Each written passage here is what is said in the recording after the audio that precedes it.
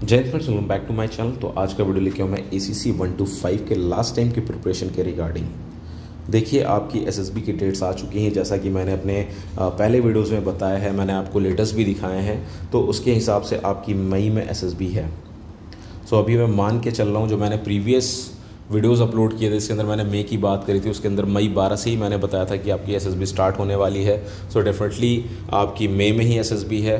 एक चीज़ और साथ साथ SEO वालों की भी SSB की आपकी हार्ड कॉपीज़ आ जाएंगी आपकी यूनिट्स में।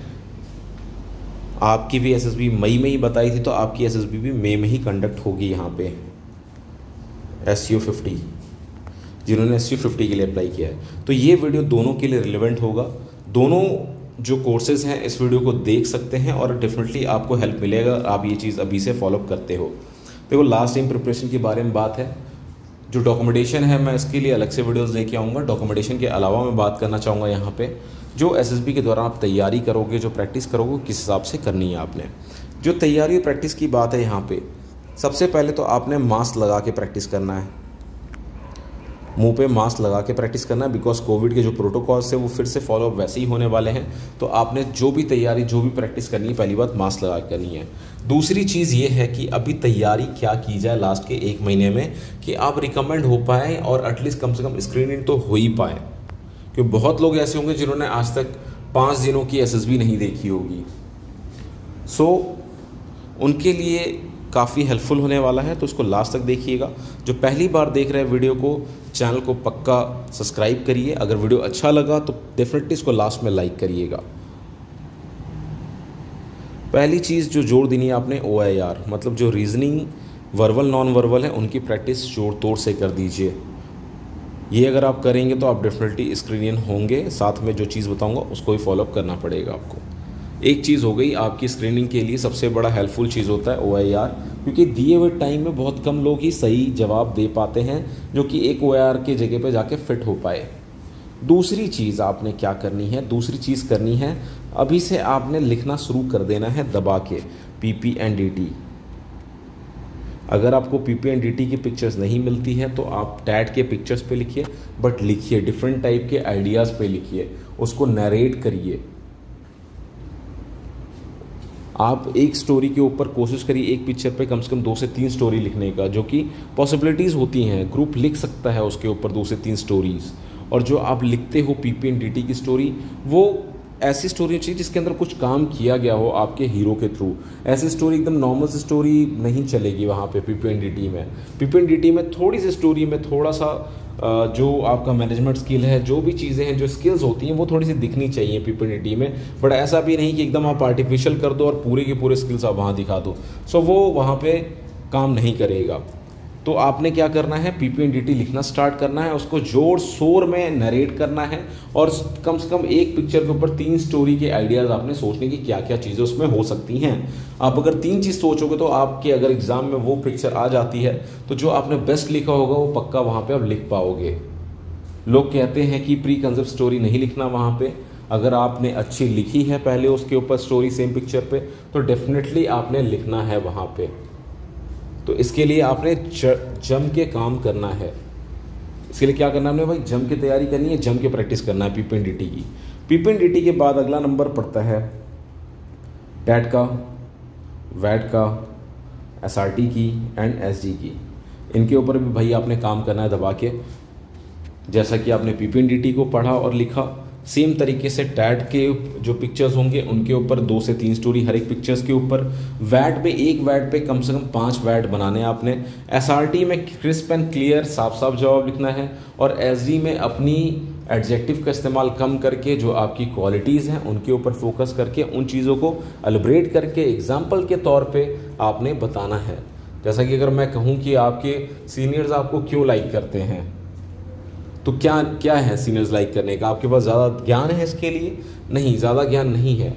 वो ये सोचते हैं कि आप उनको एक सही डायरेक्शन में सही सजेशन दे पाओगे। अब स्पोर्ट्समैन हो तो आपके अंदर डेडिकेशन है। अगर उनको किसी चीज़ की तैयारी करनी तो वो आपके पास इसीलिए आते हैं क्योंकि आप अपने टास्क में डेडिकेटेड हो, तो उनको आप सही डायरेक्शन दे पाओगे, सही चीज़ें बता पाओगे, जिससे वो भी डेडिकेटेड हो सके और अपनी तैयारी कर सकें। तो इस तरीके से आपने एक्सप्लेन करना है वहाँ पे। ना कि सीधे लिख देना है कि मैं बहुत फिजिकली फिट हूँ दैट्स वाई वो मेरे पास आते हैं। ऐसी चीज़ें नहीं लिखनी हैं। आई होप कि आपको समझ में आ रहा होगा जो मैं कहना चाह रहा हूँ यहाँ पे। इसके बाद SRT में भाई क्रिस्प क्लियर रखना, सामने से दो लोग आ रहे हैं बंदूक लेके या वरमाला लेके तो ज़रूरी नहीं तुम्हारे गले में डाले। हो सकता है पीछे किसी के स्वागत के लिए जा रहे हो सकता है वो पीछे किसी को ठोकने जा रहे हो सकता है वो कहीं फॉरेस्ट गार्ड हो सकता है वो नॉर्मल पेट्रोलिंग कर रहे हो, फौजी हो, कुछ भी हो सकता है। तो उसको उस अकॉर्डिंग जवाब देना है, ज़्यादा एक्स्ट्रा नहीं सोचना। एक जेन्युइन सवाल का जवाब सोच के आपने जवाब देना है। PIQ फॉर्म, PIQ आपको मेरे टेलीग्राम पे मिल जाएगी, उसको डाउनलोड करिए, उसके कम से कम 2 से 3 कॉपी उसके ज़ेरॉक्स निकालिए और उसको लिखिए और एनालिटिक्स करवाइए उसका, क्योंकि PIQ बहुत ज़्यादा इंपॉर्टेंट रोल प्ले करता है आपके इंटरव्यूज़ के लिए। अगर PIQ ठीक ठाक भरा है तो आपकी इंटरव्यू ठीक ठाक चलेगी। अगर आपने PIQ में क्या किया है, बगैर सोचे समझे भर दिया आपने, तो आपकी PIQ जैसी भरी रहेगी, आपकी इंटरव्यू वैसी चलेगी। GTO के लिए लेक्चरर प्रैक्टिस करिए दबा के, GD के लिए देश दुनिया जान में जो चीज़ चल रही है वो चीज़ आप लोग जो नॉर्मली बात करते हो फौज में उसके ऊपर भी आप तर्क वितर्क कर सकते हो, कोई इशूज़ नहीं है। आपको एक टॉपिक वैसा ही मिलेगा। आपको ये भी टॉपिक दिया जा सकता है कि ये जो DA बढ़ रहा है उससे क्या इम्पैक्ट पड़ेगा, क्या DA बढ़ना ठीक था या फिर गवर्नमेंट से रिलेटेड चली कभी आता नहीं और कभी उसके बारे में बोलना भी नहीं है। ये चीज़ दिमाग में याद रखना। अगर आपके लेक्चर में भी गवर्नमेंट से रिलेटेड कुछ आता है तो उसको अवॉइड करने की कोशिश करना। गवर्नमेंट के बारे में कोई व्यूज़ नहीं देने, अगर देते भी हो गलती से तो पॉजिटिव व्यू देना, बिकॉज वो ये शो करती है कि आप अपने ऑर्गेनाइजेशन के लिए भी फिर वही कहते होगे। तो उसके हिसाब से अकॉर्डिंगली कहना, और मैं इसलिए अवॉइड कहने के लिए कहता हूँ बिकॉज कन्फ्लिक्टेड टॉपिक हो जाता है, थोड़ा सा दिक्कतें आ सकती हैं, तो इसके लिए उसमें पढ़ना ही है झमेले में, तो उसके बारे में जाना ही मत।